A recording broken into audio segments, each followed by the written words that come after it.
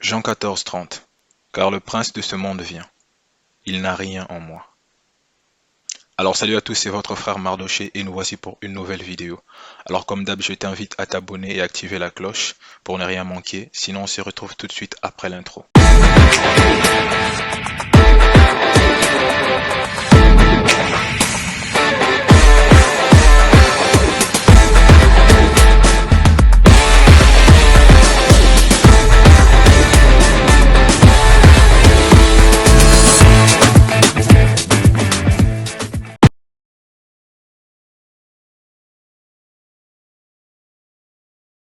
Alors aujourd'hui, on parlera d'un sujet particulier qui aura pour thème « Qui t'a dit Jésus ?» Du coup, dans ce sens, j'aimerais parler plus précisément de la volonté de notre Seigneur. Voici, il dit, « Je suis la lumière du monde, celui qui me suit ne marchera point dans les ténèbres, mais il aura la lumière de la vie. »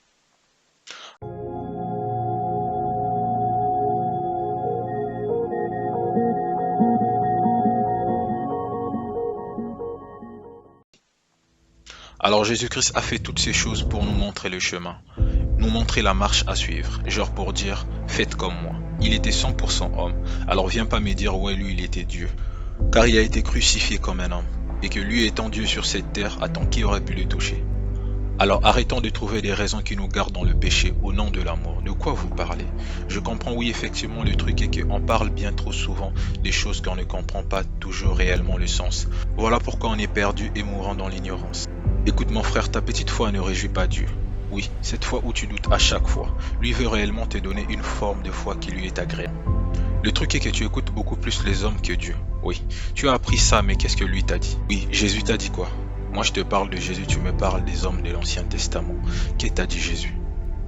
N'est-ce pas de le suivre? Le sang de qui ôte le péché? Moïse? Notre père Abraham? Ou encore le roi David?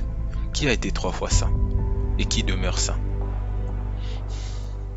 Alors mon frère, ma soeur, n'oublions pas qu'il a été 100% homme et qu'il a tout fait pour dire « faites comme moi » et que lui seul qui a été trouvé digne d'ouvrir le livre et de recevoir la puissance, la richesse, la sagesse et la force.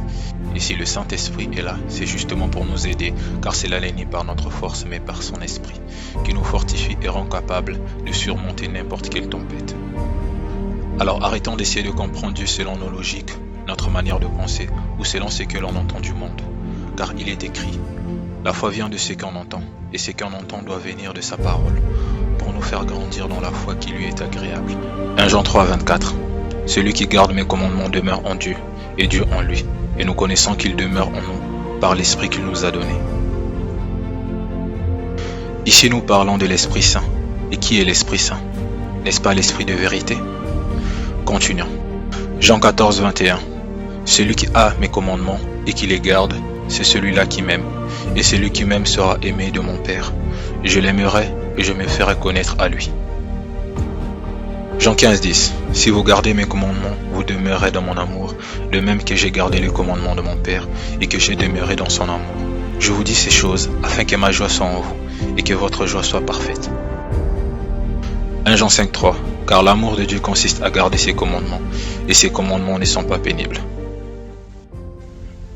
Alors dis-moi, le commandement de Dieu sont-ils un problème pour toi?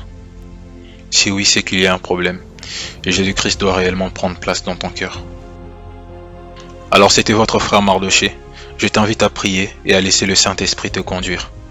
Sinon Dieu vous bénisse, n'oubliez pas de partager et d'aimer la vidéo, et de laisser un commentaire si vous avez été béni. Sinon à très bientôt pour une prochaine vidéo, paix sur vous.